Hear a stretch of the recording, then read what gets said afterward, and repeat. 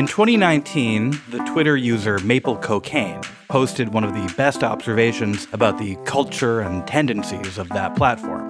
Each day on Twitter, Mr. Cocaine wrote, there is one main character. The goal is never to be it.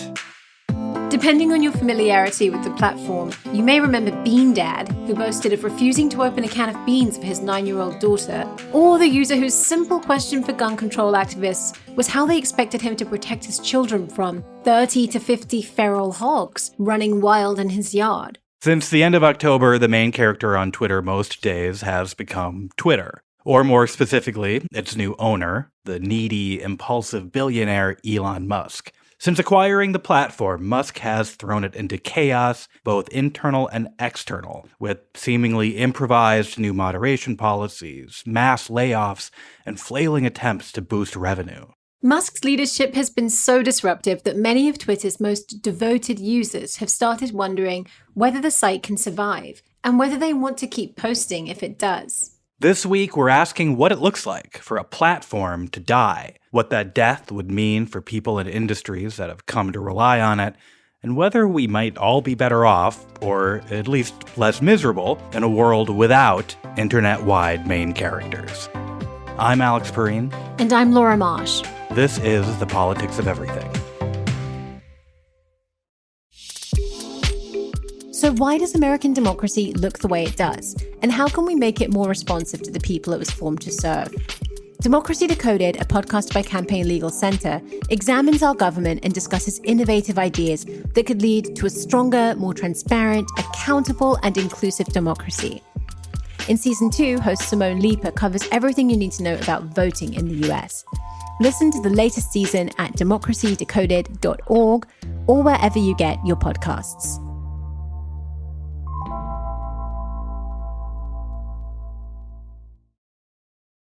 Within days of Elon Musk taking control of Twitter, people were speculating about how it all might come crashing down. Even if it didn't break immediately, which did seem a sort of thrilling possibility that first weekend, some sort of a break, or ending, still seemed inevitable. We're talking now with Max Reed, who wrote a post on his Substack newsletter laying out 4 possible futures for the social media network. Max, thank you for joining us. Thanks for having me.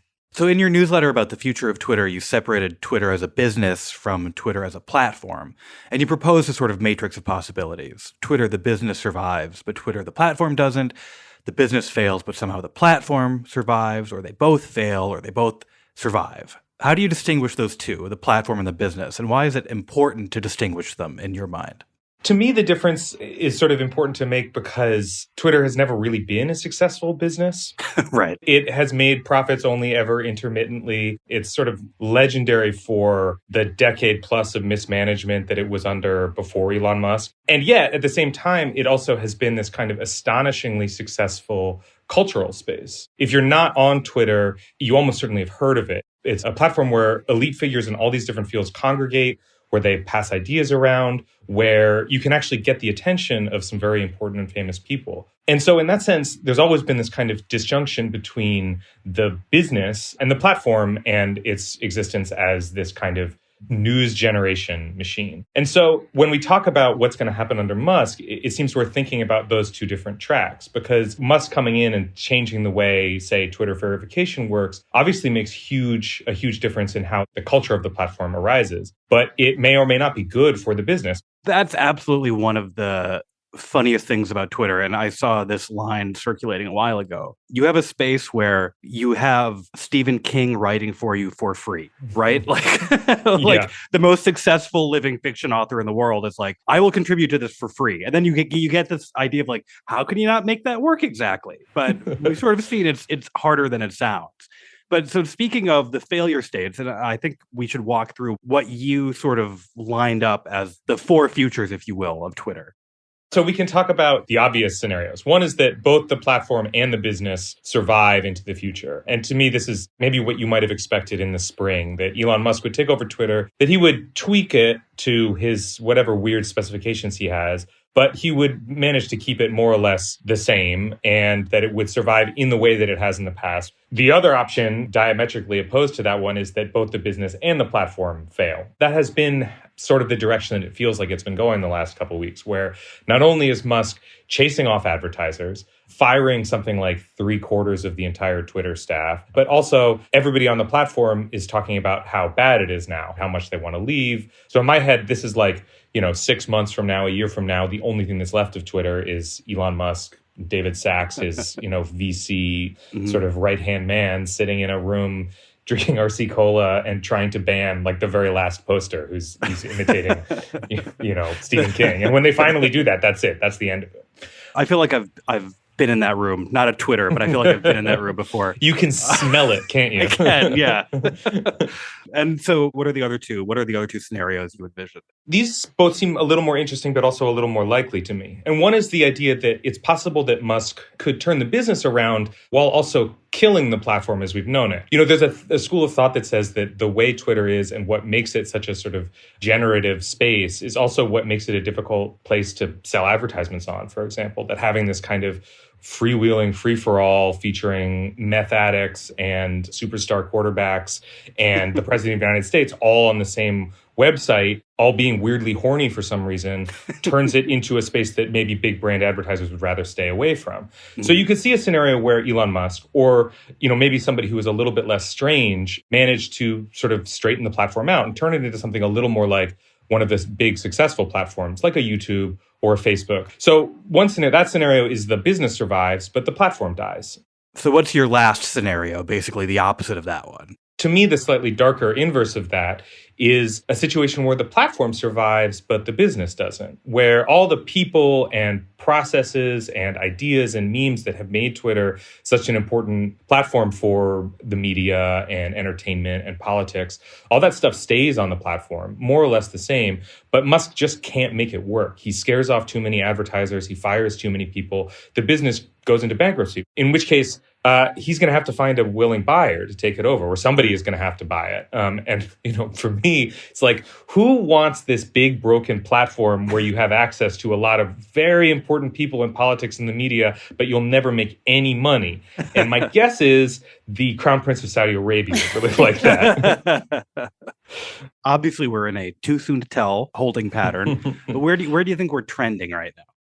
My instinct in situations like this is always to avoid the catastrophism. But pretty much every day, Elon Musk has woken up and done something sort of stupider and worse than the day before. I keep waiting for there to be like a turning point, a turnaround point. But he really has lost 3/4 or more of the staff of Twitter. And there's a kind of truism in Silicon Valley that every big platform is overstaffed and bloated. And that may or may not be true on some kind of abstract level. But when you're talking about a platform that's serving billions of visitors, hundreds of millions of users in the middle of, say, a World Cup, it's actually kind of hard to know which are the people who are actually doing their jobs and who aren't, and who is a guy who maybe isn't really doing anything at all, but he's the only guy who has all the knowledge about how to make sure the site stays running. And a really bad way to find all that out is to just fire everybody and see what breaks and when it breaks, which is kind of what he's been doing. We've already heard stories that essentially, after the mass layoffs, they were almost immediately saying, you were accidentally let go and we need you to actually come back and run this critical thing. And I think it's been heavily implied that after the mass layoffs, even when he did his memo about click yes to continue working for Twitter, basically email, like the mass email that was like, if you want to work all day and all night and weekends for me, please reply yes. And then I think his circle was surprised at how few people replied yes. I mean, when this all happened, when Musk came on, there's an appeal to believing that just purely on technical grounds, the whole thing is going to implode. It's there's a parallel with the argument that capitalism can't sustain itself. It will just evaporate because of its own internal contradictions. But there is this other track, which is just the kind of slow waning of the culture on the platform. And I wondered if you could tell us a little bit about what you see or foresee there. Yeah, my sense, just based on my own anecdotal experience and people in my communities and friend groups, is that Twitter was losing some of the, I'm not quite sure what the right phrase is, that Twitter was no longer quite as essential in 2021 or 2022 as it had been or as it had felt 5 or 6 years earlier.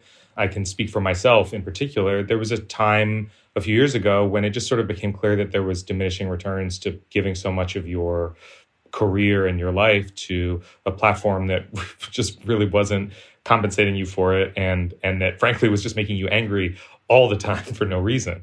And so I think that there has been something of a trend that Twitter has been diminished in some ways. Its importance has been diminished in some ways for people. I think that's probably also true of industries like politics, entertainment, other industries that have similarly kind of strange, difficult, vexed relationships with Twitter. You see more and more people talking about joining group chats, private group chats, or semi-private group chats on apps like Discord than they do on Twitter.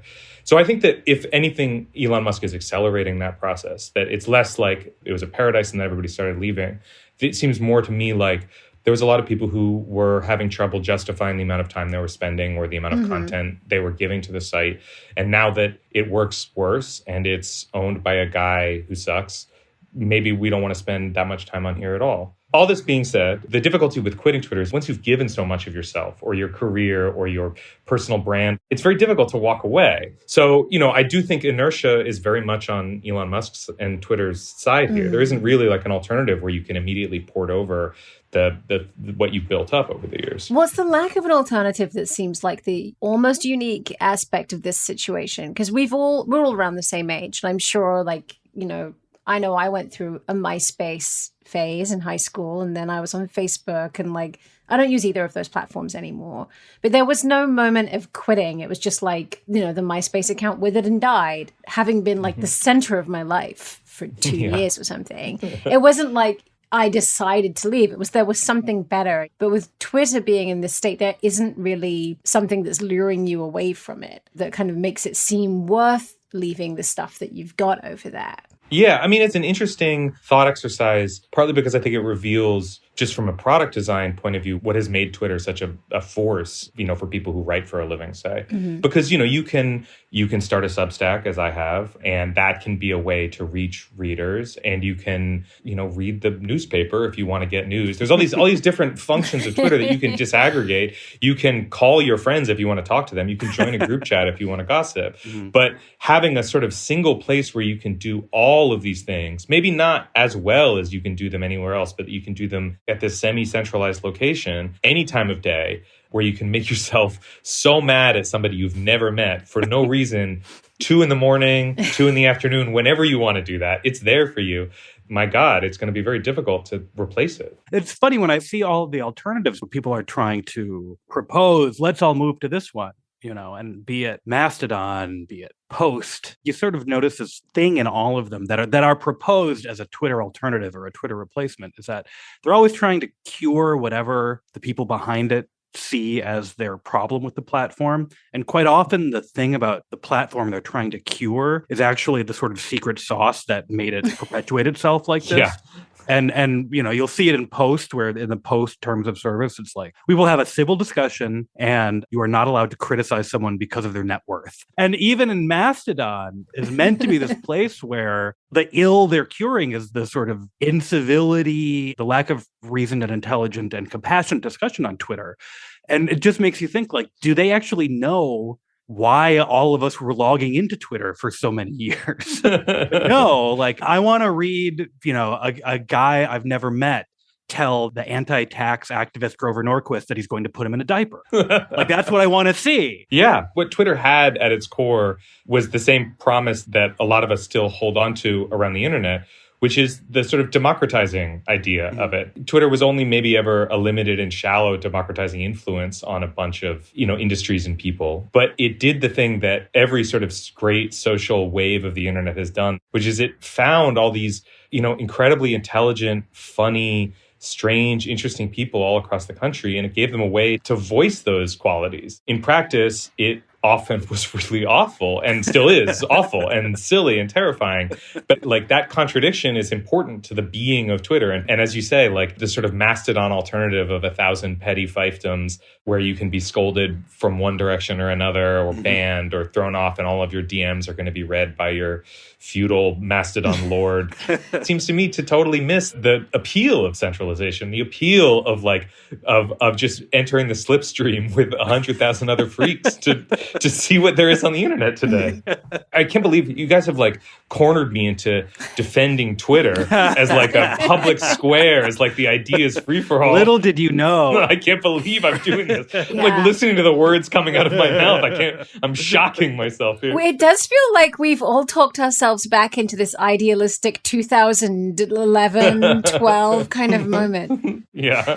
All right. Well, I just wanted to do one more kind of a goofy wrap-up question. You were speaking about the sort of what kept journalists glued to the platform of Twitter for so long, even if they sort of stopped enjoying it. And you pointed out that at a certain point, if you'd built your reputation on the platform for a while, it became the kind of currency for you, especially if you had developed a following, not just for your own sort of ego gratification, but it was sort of important to your career. And I was wondering, because you spoke about that so eloquently, do you have any personal experience with what that would be like, for example, to have lost your Twitter following, Max? I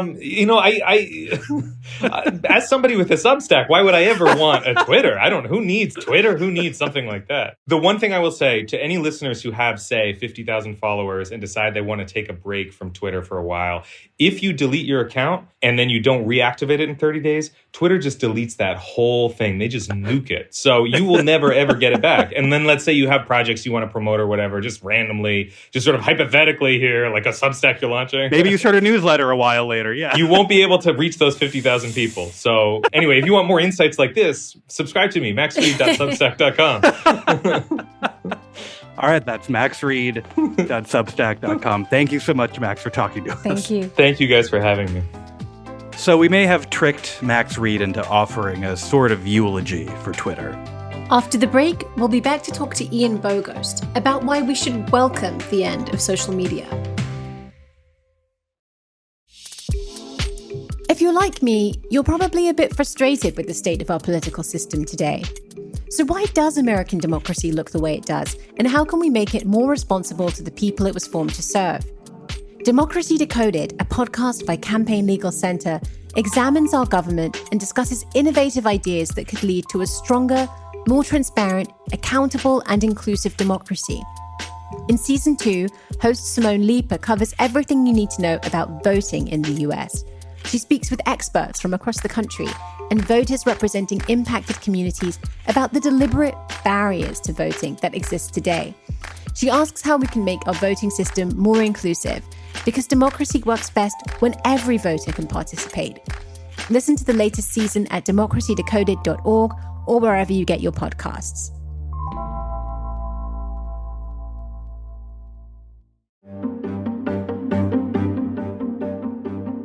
So many news networks, but which one to trust? Journalist Anthony Davis of the 5 Minute News podcast provides a trusted voice among the noise. Published Monday through Friday and featuring only the 3 most important world news stories of the day, the 5 Minute News podcast fills a forgotten sector of the news industry. True news. Factual, verified, and responsible news gathering without the need for embellishment or theatrics. 5 Minute News cuts through the noise of legacy cable and network television while going deeper than traditional radio bulletins. 5 Minute News focuses on inequality, health, and climate issues with the goal of making politics relatable. The podcast offers no opinion and no bias, just the facts. 5 Minute News is published early in the morning, so you can listen while you have breakfast and lets you get on with your day knowing you're fully informed. Subscribe today to the daily newscast that matters at 5minute.news. That's 5minute.news. Twitter's troubles, of course, predate Elon Musk buying the platform. Twitter's drawn criticism for years for rampant harassment on the platform, the strange way it seems to escalate differences of opinion into blazing fights, its amplification of the issues only people on Twitter care about, and its distorting effects on our attention spans. We're joined now by Ian Bogost, a contributing writer at The Atlantic and professor of film and media studies at Washington University in St. Louis. He sees an opportunity in the possible disintegration of social media. He's written that any forum that lets you say anything to anyone else as often as possible was, quote, a terrible idea from the outset. Ian, thanks for coming on the show. Absolutely. Thanks for having me.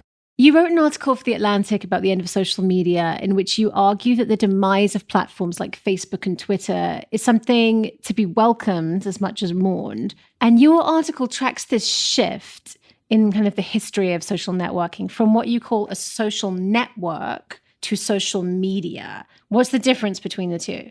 Yeah, it's really from social networking software to social media, because we've had social networks forever, as long as we've been social beings, which is as long as we've been humans. Those networks have often been constrained by geography, by community, by family. And then we got connected to one another on the internet in large scale. And as a part of that process, folks started inventing software to facilitate social networking. And we're familiar with, Facebook as maybe the first global scale example of that. But there were a lot of them before then. A product called 6 Degrees in the late 90s. And then there was Friendster and MySpace. But the thing that all of them did, especially in the early days, was they allowed ordinary people to deepen and discover connections with people they already kind of knew. And I think when we think about that moment from like 95, 97 to 2009, 2010, it is entirely different than the internet we've been living in since 2010, which is all about broadcasting, about being as public as possible with every idea in your head so that you can get attention around it, which is, of course, what the companies that make these services want to. When I was reading your piece, when you make that distinction, I was thinking about how back when you had a MySpace account, you had like a little panel of your curated friends, and you would pin I think it was 12 people who were your top friends. And the whole focus of that platform was on who are your friends. Whereas in Twitter, when you think about the equivalent, it's like your pinned tweet. And then that's a completely different idea. It's like, here's the top thing that I said. Yeah. That's the broadcast idea rather than the friends, all the friends are here idea. Instagram is the first service that I think deserves the name social network. But Twitter was one of the first services to do what you're describing, to be a place where you went in order to broadcast. YouTube was another, but YouTube felt very different, or Flickr or for photos. Those services didn't have this kind of celebrity or professionalized implication around them at the time. And that was one of the things that made Twitter kind of so shockingly intriguing in 2007 or so when it was new, that you could see what just anyone in the world who was on the service was saying, which was mostly just kind of nothing, Right. Here's what I ate, or here's how I'm feeling. I mean, the fact that it was so focused on broadcasting made it very awkward for a lot of people to adopt. Like, I got my account in 2010 and didn't use it at all until 2015. Yeah. Why do you think that shift ultimately caught on? Because we're narcissists. It's delightful to think that the world cares about what you think about anything whatsoever. And that is just too tempting an invitation to turn down. You can sort of look at Twitter and other of the modern platforms, Reddit especially, as the next evolution from, forums and message boards, where it wouldn't have been people you would have known IRL, but it was, and it felt like fulfilling this promise of the internet of bringing global connection between people who the thing they had in common was maybe a shared interest in something, a shared hobby. And it did create this sort of connection between people that felt like what Mark Zuckerberg has been promising for years, bring the world together, connect the world. But even though these message boards and fora were public in a sense, there wasn't that broadcasting element. Yeah, you're right to point out these other influences that have been around for a long time. Even with Twitter or with MySpace, with like your pinned friends, like we had blogs, and you had like your blog were all the people you were following, and maybe nobody was reading it, but those are the folks you considered to be your kin, your kindred. And homepages before that had something like this. But I think what's interesting about all those is that we can see the positive and negative valences of those communities from the very get-go. Twitter, for example, these days feels a lot more, maybe the whole internet feels a lot more the way that Usenet felt to me in the early 90s, just kind of a bunch of jerks screaming at each other. And that was always there too. And then, message boards or MMOs, massively multiplayer games, EverQuest or whatever, where you'd meet people you didn't necessarily know beforehand. Those kind of communities were not IRL communities necessarily, but they were real communities. You were getting together with people to play the same game, or because you both worked on cars or did knitting, or they were networks of activity whose purpose exceeded the use of the software itself. And that's the thing that changed. That's an interesting definition of a real network, and it makes me wonder how you define whatever Twitter is. Twitter is a chat room for the world. That's how I would define Twitter. And what are the main problems with that? all the bad things come out of the good things. So it's worth kind of acknowledging what the good things are, what draws people to these things. The ability to be constrained in your speech, that is limit, the character limit, the short size of those messages that you can send on Twitter makes it much easier to say something than to write a blog post or even like a Facebook post. Mm-hmm. So it reduces all that friction of having a fully formed argument, which of course like has obvious downsides, right? Because you don't want everyone just kind of going, hey, here's the thing I'm thinking right this second, you know? And it seems definitive. But then also the Twitter was the first place where you got global, or at least potentially global reach and spread. And the idea of this feed of constant information where you can see what anyone says and you can speak to potentially anyone who's going to see it. There was even a public feed on Twitter in the early days where like literally everything that got posted was visible. That became so tempting, so powerful that it led eventually to the retweet, which that had to be invented and implemented by the software company. Before that, we were like copying and reposting posts. You would copy and then you would type RT. RT, yeah. Exactly. And when the retweet button was invented, the instantaneous spread, the viral spread of messages for good and ill, the power of that instant spreadability became clear. And that's, of course, something that everybody else has adopted. So that capacity for instant and widespread sharing really was invented at and by Twitter. You have this really interesting idea that you wrote about in The Atlantic that's kind of an anthropological point, that humans, you say, just are not used to talking to this many people. It's an experience that only a very few people have had in human history. Like very famous people have had this experience. Right. Many of them don't handle it well. Right. As we can tell from looking at the biographies of very famous people who struggle with fame. And then suddenly anyone could have that experience, including people who weren't looking for it, like small follower accounts that suddenly get retweeted to millions of views for saying something stupid and are suddenly dealing with the fact everyone knows their name or at least their handle and like they know this one fact about this person. Yeah. People resist this idea for a couple of reasons. This idea that there's something unnatural about being able to reach the number of people that we can speak to as quickly as we can. There's a concept, it's somewhat controversial, the idea of like Dunbar's number, which is like the number of people with whom you can have deep, close relationships is actually very small, like a handful. Mm-hmm. And then as you kind of work out from it, it becomes harder and harder to maintain the clarity and sort of realness of those connections. And eventually you just sort of dump off into the world of acquaintance or strangeness, Mm-hmm. Like whether you adopt that specific approach to social behavior or not, I think that we have to be able to admit like this is historically recent. Like mm-hmm. we have just never in human history had the capacity for any individual on the planet with a phone or a computer to reach billions, at least like 2, 3, 4 billion people. It's just an utterly novel notion that is maybe 10 years old or so.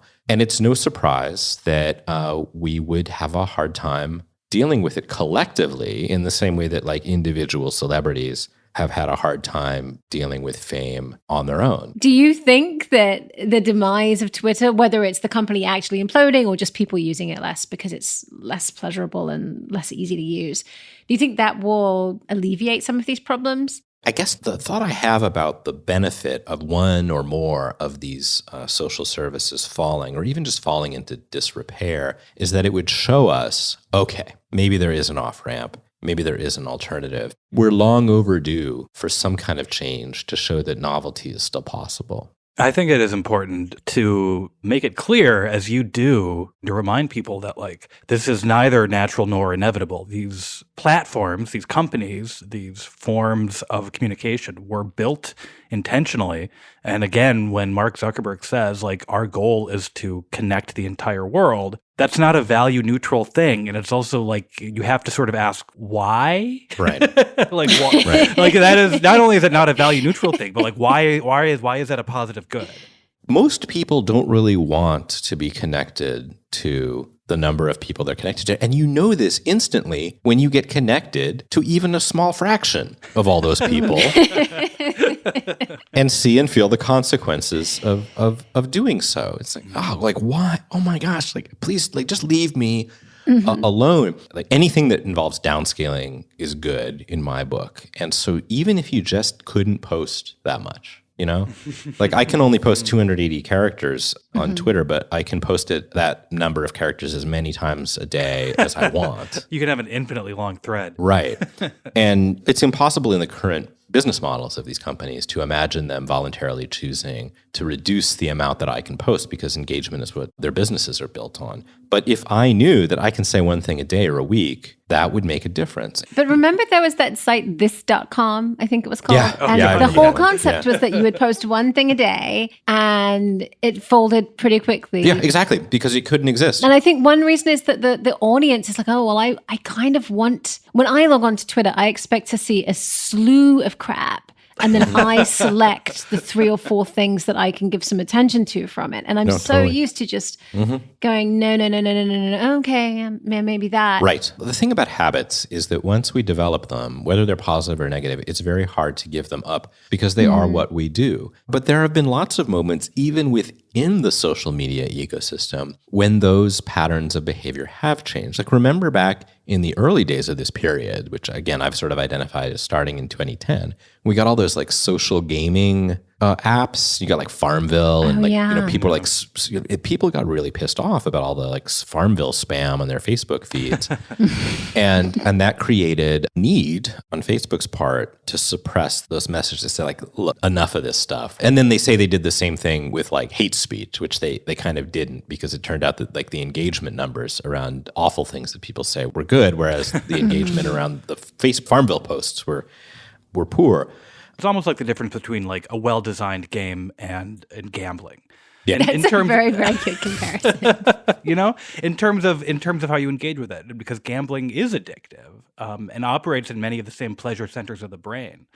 But, and kind of contentless, right? It like is. It doesn't matter what you're betting on. You don't play cards because like you love the specific game. Yeah. Yeah. No, that's dead on. Some of the very first worries about computer games back in the 70s and 80s were that they were a little bit too much like slot machines with this sort of partial reinforcement. Then you were literally dropping coins into them at the time, which also helped with the comparison. But that danger of the partial reinforcement return and, just refreshing the feed because something will be new and then you'll get a little hit of dopamine as you discover the novelty. That structure has been completely ingrained, and it will be really hard to give up for that reason, if we can even decide that we want to give it up collectively.